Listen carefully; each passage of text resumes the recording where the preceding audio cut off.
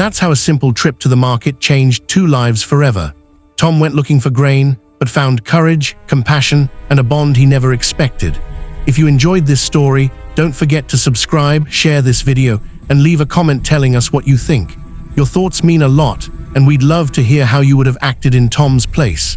Stay with us for more unforgettable stories, because the adventure is just getting started.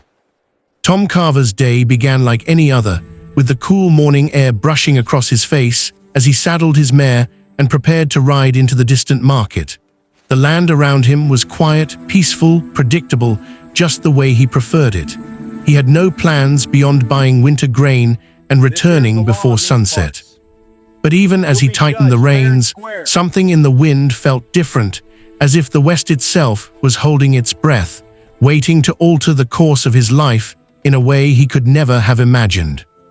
The road to the market stretched dusty and long, bordered by low shrubs and the faint silhouettes of distant mountains. Tom rode steadily, thinking only of his supplies and the chores awaiting him back at the ranch. He was a man who valued routine, quiet mornings, long days of work, and evenings spent by the fire with nothing but the hum of crickets for company. The world beyond his land rarely stirred him. But today, fate had set something in motion far beyond his quiet understanding. When Tom arrived at the bustling market, he guided his horse toward the grain merchant out of habit, nodding to familiar faces as he passed. Wagons rattled, traders hollered prices, children ran in circles kicking up dust. It was loud, crowded, and full of life. Tom kept his head down, finishing his purchase quickly. He was about to leave when a burst of angry shouts rose from the far side of the plaza. Normally, Tom avoided trouble, but this sound, this raw, heated tension, pulled his attention like a rope tightening around his chest. Curiosity tugged him toward the commotion. A growing crowd formed a ring around a tense scene unfolding in the center. Tom eased through the onlookers until he saw her, a woman, standing bound and surrounded by 3 rough-looking men. Her wrists were tied, her dark braids dusty, her clothes torn, but she held herself with a fierce, unbroken dignity. The instant Tom saw her face, Apache, proud and burning with silent defiance, something inside him tightened in a way he didn't understand yet. The traders shouted that she was a thief, claiming she tried to steal food. Their accusations grew harsher, filled with venom and prejudice rather than truth. The woman spoke only once, her voice steady despite the chaos, saying she had taken nothing and meant no harm, but the crowd didn't seem interested in fairness. One of the men tugged her rope roughly, treating her like a captured animal. Tom felt anger rise in him, not loud or wild, but firm, decisive, and impossible to ignore. The trader holding her smirked as he announced she would be sold, insisting that an Apache woman, even a widow, had value. Tom's jaw clenched. He had seen a lot of wrong in his life, but this felt personal, as if the universe had dropped the moment directly in front of him to see what kind of man he truly was. Without fully understanding why, he stepped forward, cutting through the murmuring crowd. His voice was calm but hard as iron when he asked, "How much to set her free?" Trader blinked, stunned for a moment before greed lit his eyes. He named a price that made several townsfolk gasp. Tom didn't flinch. He reached into his coat, pulled out the pouch containing every dollar he'd saved for winter grain and tossed it to the man. The crowd muttered in surprise. The trader grinned, counting quickly before cutting the rope from her wrists. Tom watched silently as the Apache woman rubbed her bruised skin, her breathing controlled but trembling at the edges from pain and exhaustion. She looked up at Tom, her gaze sharp and searching. "Why?" she asked in quiet disbelief, as though she had never expected a stranger, especially a white rancher, to intervene. Tom searched for words but found none that made sense, because even he didn't fully understand the force that had driven him. After a long moment, he simply replied, "Because what they were doing to you was wrong." Her expression softened, but only slightly, uncertainty still shadowing her eyes. She stood tall despite her injuries, refusing pity even now. The market slowly resumed its noise around them, but Tom and the woman remained locked in a silent understanding. He noticed she could barely stand. Her ankle was swollen and her wrist still bled from the rope burn. When she staggered, he caught her before she could fall. She stiffened but didn't pull away. Her voice was quiet, nearly lost in the noise. "My name is Nasha," she said, each syllable firm and steady. Tom nodded in respect. Tom Carver. Names exchanged, but trust still uncertain. The distance between them remained fragile. Tom helped Nasha to his wagon, offering her water and the gentlest words he could manage. She explained that her village had been attacked, her husband killed, leaving her alone in a world that met her with suspicion and cruelty. Tom listened, feeling a weight settle in his chest. He couldn't leave her here, wounded, hunted, alone. He didn't announce his decision, he simply knew it. "I can take you to my ranch," he said, "just until you're healed and have a safe direction to go." She hesitated, studying him with the sharp intuition of someone who had survived too much. Finally she nodded, though caution still clouded her eyes. Tom guided the wagon out of town as the sun dipped behind the hills, painting the sky with streaks of amber. The road back to his ranch felt different this time, quiet but charged, as though destiny rode in the back of the wagon with them. Nasha sat silently, her gaze fixed on the horizon. Tom could feel her exhaustion, her fear, her pride, and somewhere deep in his chest, a shift began. He didn't know what waited on the path ahead, but he knew for certain this moment would change everything. The sky darkened by the time Tom's wagon creaked up the final slope toward his ranch. A soft wind brushed against the wooden fences, carrying the scent of hay and the faint rustle of cattle settling in for the night.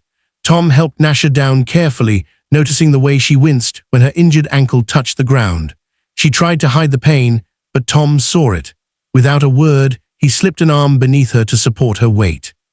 She stiffened at first, but as exhaustion overtook her, she allowed him to lead her toward the house.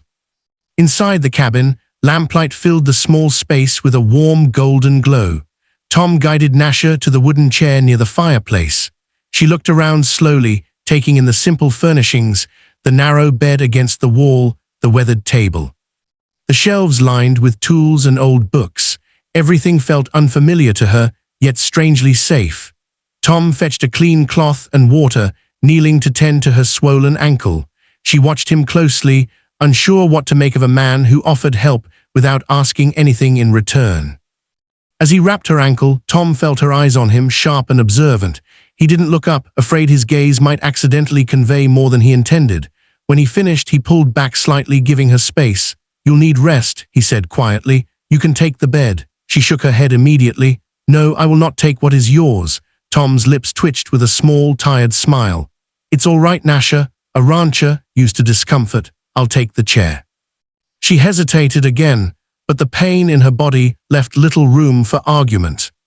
When she finally lay down, Tom turned away to give her privacy. He extinguished one lamp and sat heavily in the chair by the fire, rubbing a hand over his tired eyes. He hadn't planned for any of this. His life until today had been predictable, steady, and almost painfully quiet.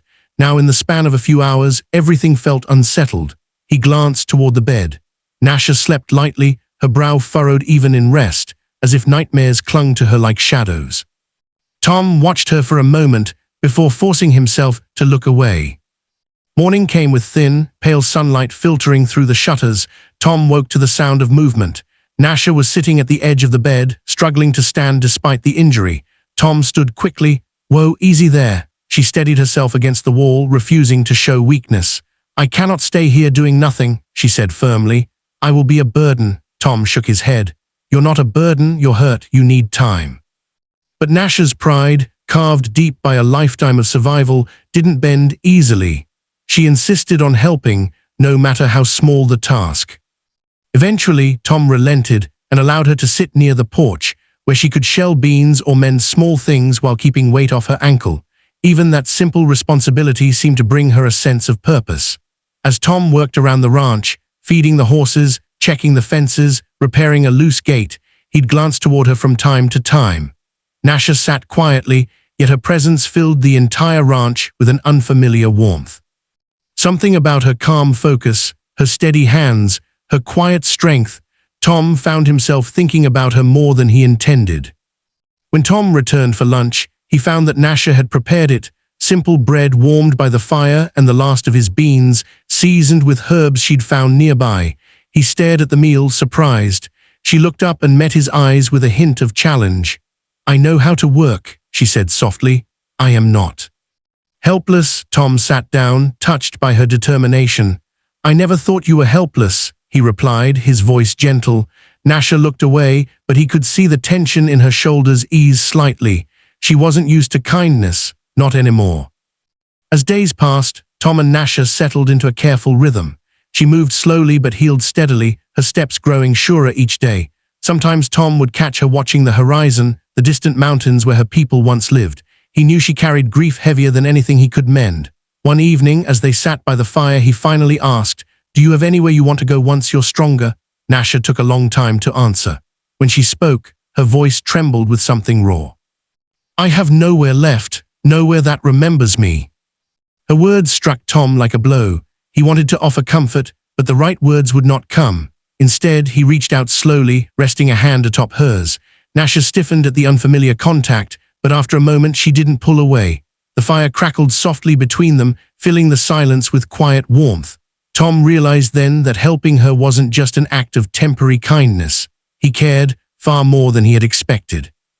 Even if she didn't stay forever, he wanted her to feel safe, wanted, free from the fear that had chased her across the plains. One night, a storm swept across the ranch, wind howling and rattling the shutters. Tom stepped outside to secure the barn doors, only to find Nasha following him despite the rain. "You should stay inside," he insisted. She shook her head, her wet hair clinging to her face. "I will not hide while you work alone." Together they battled the storm, tightening ropes and calming the horses. Lightning flashed above, illuminating Nasha's fierce determination. By the time they finished, both were soaked, breathless, but Tom felt something deeper settle between them, something unspoken but undeniable. Back inside the cabin, dripping and shivering, they stood by the fire to warm themselves. Nasha looked at Tom, her eyes reflecting the flames. "You have given me more than safety," she said quietly. "You have given me dignity." Tom swallowed hard, his heart thudding. "You deserve that," he whispered. Their gazes held, long and heavy with things neither knew how to express. The storm outside roared, but inside the cabin, a different tension filled the air, gentle, uncertain, and powerful.